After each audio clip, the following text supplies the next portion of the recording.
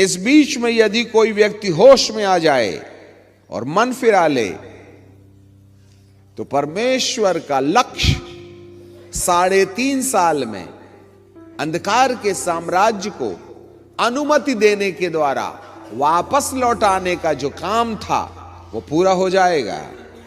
आपको जानकारी मिले इन 2020, 21, 22 के अंदर में भारी मात्रा में लोग पश्चाताप की दशा में पहुंचने वाले हैं, क्योंकि आने वाली पीड़ाएं हमें बेसहारा बना देंगी, हमें कष्ट में इतनी तकलीफ हो जाएगी।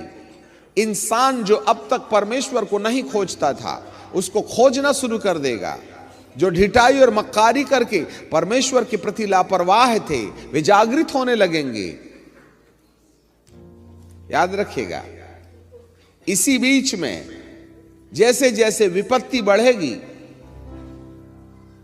ध्यान दे लेना, जैसे जैसे विपत्ति बढ़ेगी वैसे वैसे निर्मल, शुद्ध और उज्जवल होने का कार्यक्रम कलीसिया में किया जाएगा। इन दिनों में लोग बेचैनी और व्याकुलता और परेशानी में एक दूसरे से मिलना शुरू कर देंगे। एकता बढ़ेगी। जो बर्बाद होने वाले हैं वे निरंतर बर्बाद होते रहेंगे और जो लापरवाह थे वे होश में आने लगेंगे। बहुत सी कलीसियाओं में, आत्मिक कलीसियाओं में आत्मिक लोग जुड़ने लगेंगे, परंतु जो परमेश्वर को नापसंद है वो लोग टूट टूट करके पापी मिजाज वाली कलीसियाओं में जुड़ने लगेंगे, जहां पाप करने की अनुमति है। 2 कलीसियाएं बनेंगी। एक कलीसिया में शुद्धि और निर्मलता और शुद्धता और पवित्रता का बोलबाला होगा।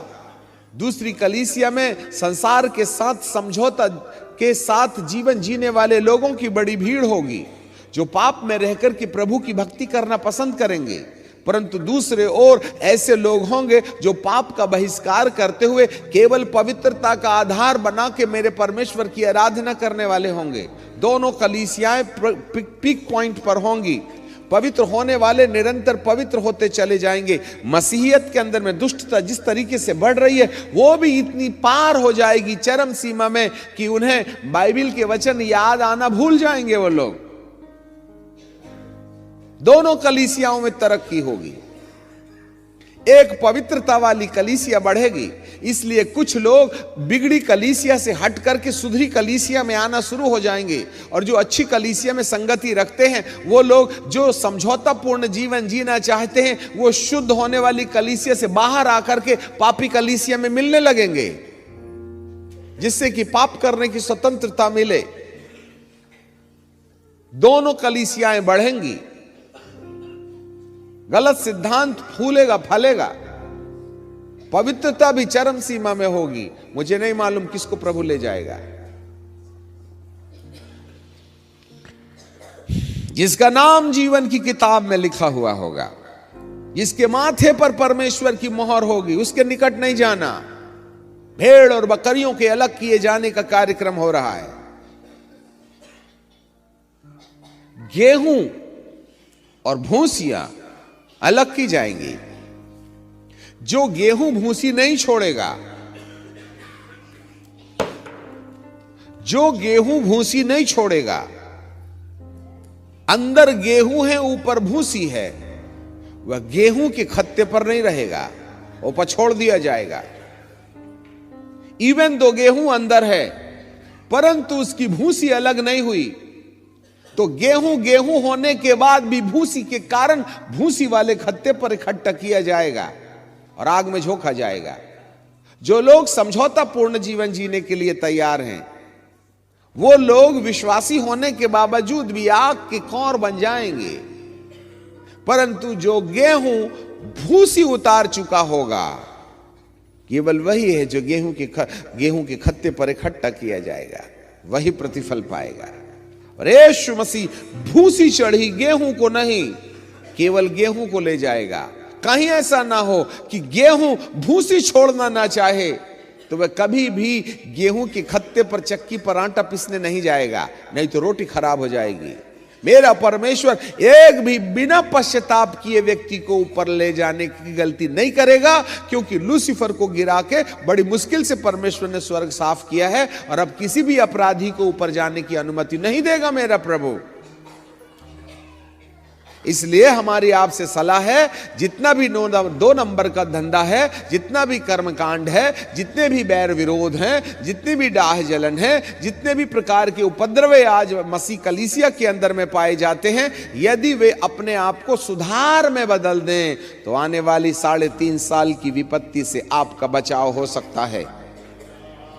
इसलिए प्रभु यीशु मसीह ने प्रकाशित प्रेरित लूका रचित सुसमाचार के 23वें अध्याय में 21वें अध्याय में साफ अपने चेलों से कहा था कि लूका रचित सुसमाचार 21 अध्याय 34 पद, सावधान ऐसा ना हो कि तुम्हारे मन खुमार से, मतवालेपन से, जीवन की चिंताओं से सुस्त हो जाएं। ऐसा ना हो कि तुम पर भी वह फंदा अचानक आ पड़े जो सारी पृथ्वी के सब रहने वालों के ऊपर पड़ने वाला है। इसलिए जागते रहो और प्रार्थना करते रहो कि तुम आने वाली घटना से बचने।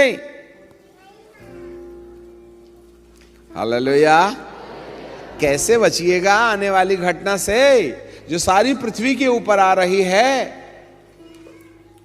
सारी पृथ्वी के ऊपर विपत्ति ऐसे नहीं तो वैसे आना ही आना है, पर तुम्हारे ऊपर भी आ सकती है यदि आपने अपने आप को खुमार और जीवन की चिंता और मतवालेपन से आजाद नहीं किया तो। इसलिए प्रभु कहते हैं जागते रहो, खुमार के लिए, मतवालेपन के लिए, जीवन की चिंताओं के लिए सावधान रहो।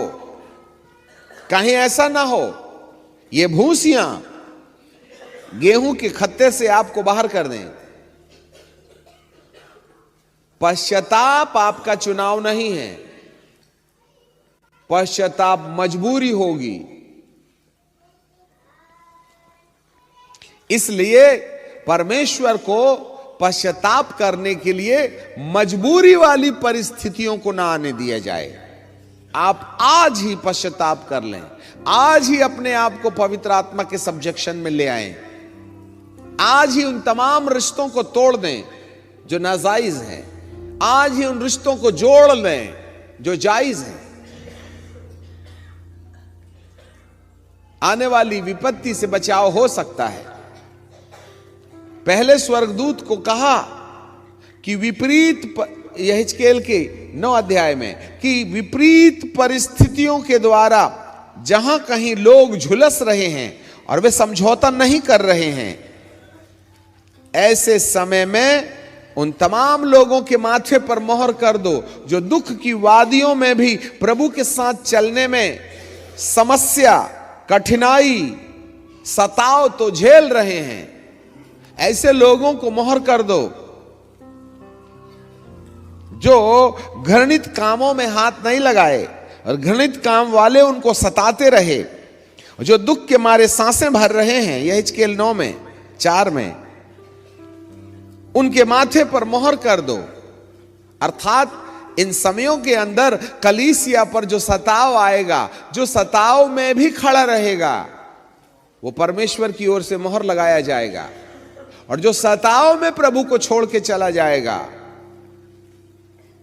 उसको कहता है जिसके माथे पर परमेश्वर की मोहर नहीं, उसको काट के नाश कर दो। दया नहीं करना। कुंवारी, युवा, बच्चे, बूढ़ों, सबको मार के नाश करो, किसी पर दया नहीं करना। और सुनो, मैं मारने का काम मेरे भवन की देवड़ी से करो। और उन्होंने याजकों से सफाई शुरू कर दी। मैं परमेश्वर का दास होने के नाते पवित्र आत्मा के नियंत्रण में होकर के कहना चाहता हूं, 2020 में बहुत से लोग जो झूठी सेवा में खड़े हुए हैं, जो परमेश्वर के दास के नाम से जाने जाते हैं, उनके गिरने का समय आ गया है, क्योंकि परमेश्वर ऐसे झूठे सेवकों को कलीसिया से अलग कर देगा। मारने का काम मेरे पवित्र स्थान से शुरू करो, जो झूठी शिक्षाएं दे दे करके साधारण लोगों को गुमराह कर रहे हैं। जितने लोग फॉल्स टीचिंग्स और गलत प्रकार की शिक्षा और गलत प्रकार की प्रतिज्ञाएं और पैसे दे करके और लोभ लालच दे करके संस्थाओं को तोड़ने और पवित्र लोगों से अलग करने का प्रयास कर रहे हैं, वे परमेश्वर का सामना करेंगे। They are going to be judged by God. इसलिए भक्ति को पेट कमाई का रास्ता ना समझें। यह समय नहीं है अंत के दिनों में पैसा इकट्ठा करने का और 4 रोटी के लिए गलत सिद्धांतों को वेलकम करने का समय खत्म हो गया है। आज जितने भी संस्थाएं गलत सिद्धांत लेकर के खड़ी हैं, उनके पास में बांटने के लिए बहुत पैसा है, और जो लोग सही सिद्धांत पर खड़े हैं वो आज भी प्लास्टिक और एल्यूमिनियम का कटोरा लेके खड़े हैं। याद रखिएगा, जो आत्मिक लोग हैं उनके पास बहुत पैसा नहीं होगा बांटने के लिए, वे केवल हाथ और मुंह की लड़ाई लड़ेंगे। और जिनके पास में गलत सिद्धांत होंगे, उनके पास में अंधकार की शक्तियां इतनी ताकत और शक्ति दे देंगे कि वह लोगों को सत्य रास्ते से भटकाने के लिए ऐसे पानी की तरह पैसा बहाने के लिए तैयार हो जाएंगे। इसलिए सारा धन गलत सिद्धांतवादियों के हाथ में है, जिससे कि लोगों को वे गुमराह करें। परंतु यह हिजकेल का वचन कहता है, मारने का काम मेरे भवन से शुरू करो। 6वें पद में लिखा है, बूढ़े, युवा, कुंवारी, बच्चे, स्त्री, सबको मार के नाश करो, किसी पर दया नहीं करना। मनुष्यों के माथे पर जहां चिन्ह मेरे पहले स्वर्गदूत ने लगा दिया है, उसके निकट नहीं जाना। इनके माथे पर परमेश्वर की मोहर है। क्या आपका नाम मेमने की किताब में है? क्या आपके माथे पर परमेश्वर की मोहर है?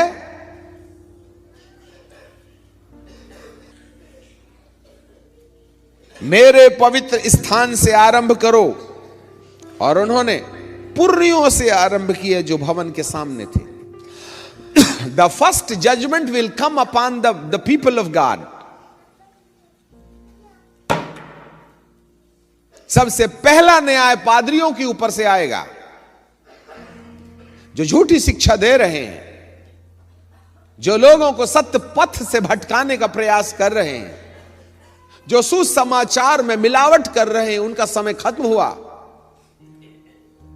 जो वचन के अनुसार खड़े रहेंगे, जो आत्मा के भय में चलेंगे, जो पवित्र आत्मा के संरक्षण में अपना जीवन चलाएंगे, केवल वे ही सरवाइव करेंगे।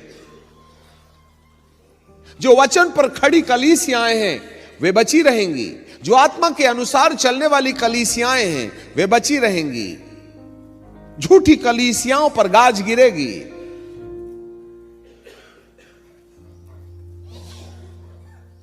भविष्यवाणी के पूरे होने का समय आ गया है। मेरे प्रियो, थोड़ा सोच के देखें ना, अपन भेड़ों की लिस्ट में है या बकरियों की?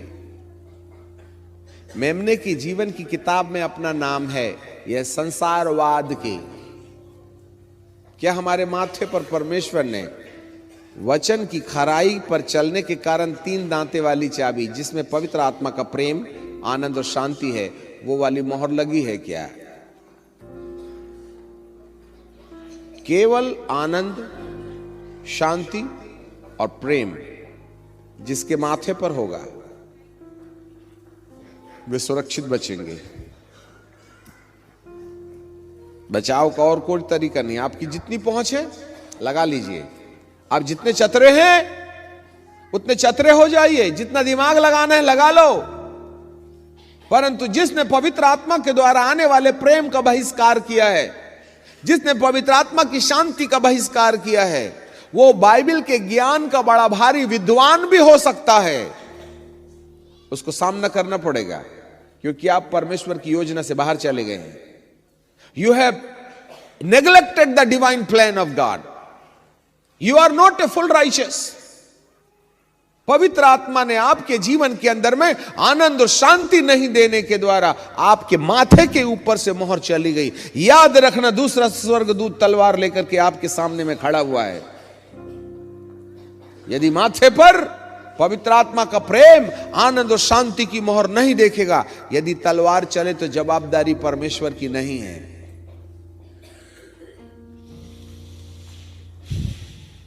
हालेलुया। प्रभु को एंटी क्राइस्ट का साम्राज्य लाने की कोई जोर जबरदस्ती नहीं है। क्या करें, मेरे लोग नहीं सुनते ना। मेरे कितने प्रचारक हैं, जिसको भी मैं अंगूर की बारी का जिसको मैंने अंगूर की बारी दी थी ना, उससे अंगूर लेने के लिए मैंने भेजा था। अंगूर की बारी के ठेकेदारों ने मालिक के भेजे गए नौकरों को मारा, दूसरे को भेजा, उसको भी मारा, तीसरे को भेजा, उसको भी मारा। मालिक सोचा ये ठेकेदार मेरे बेटे का आदर करेंगे, तो उन्होंने कहा, ठेकेदारों ने, यही है मालिक, बाप का बेटा, इसको भी मार डालो तो बारी हमारी हो जाएगी। आए तमाम कलीसियाओं को अपने कहने वालों, कलीसिया तुम्हारी नहीं है, मेरे मालिक की है। मेरे मालिक ने अपने वचन और अपने अभिषेक के द्वारा इंसान को इस्तेमाल करके अपनी कलीसिया बनाया है। यदि कोई याजक किसी कलीसिया को मेरी है बोल करके दावा करता है, तो वह परमेश्वर का सामना करेगा। कलीसिया परमेश्वर की है। हर इंसान को याजक लोग उस तरीके से बनाएं जिस तरीके से खुदा ने बनाने की मनसा अपने मन में रखी हुई है। उसके मन को समझो। परमेश्वर आपको, कलीसिया को किस दिशा में ले जाने के लिए बोल रहा है। यदि थोड़ी सी गलती हो गई तो याजकों का इसका भुगतान करना पड़ेगा। हर एक प्रचारक ना बने, पहले परमेश्वर को समझ ले कि उसके दिल में क्या है, नहीं तो वे ज्यादा मार खाएंगे। अभी समझौता का समय खत्म हो गया। मेरे प्रियो, परमेश्वर के दिल की बात समझें, परमेश्वर के सामने कांपें, थरथराएं, डरें कि परमेश्वर तुम्हें सद्बुद्धि दे। आने वाली विपत्ति में प्रभु की बात नहीं सुनने वाले को वह छोड़ देगा। वह कुछ समय तक कष्ट जरूर आने देगा। यह कष्ट इसलिए है कि लोग मन फिराएं। ये कष्ट इसलिए है कि अपना नाम जीवन की किताब में लिखाएं। ये कष्ट इसलिए है कि अपने माथे पर मोहर लगवाएं, जिससे कि मुझे अनंत काल के लिए तुम्हें मृत्यु के गड्ढे में छोड़ देने के लिए छोड़ना ना पड़े।